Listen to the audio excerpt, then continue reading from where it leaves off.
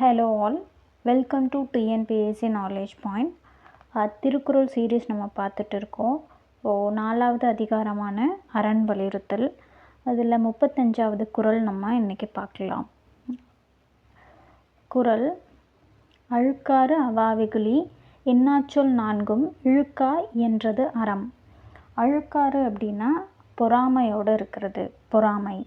அவா அப்படின்றது பேராசைப்படுறது. வெகுளி அப்படின்னா கோபம்.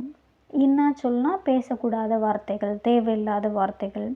இதனாலும் இழுக்கா அப்படின்னா நம்ம விலகி இருக்கிறது, இல்லை அதை நமக்கு வேணான்னு தவிர்த்துக்கிறது. இயன்ற வரைனா நம்மளால் அதை நம்ம இப்படி செயலாற்றுறது. அறம்னா நல்லொழுக்கம், ஆல்ரெடி பார்த்துருப்போம்.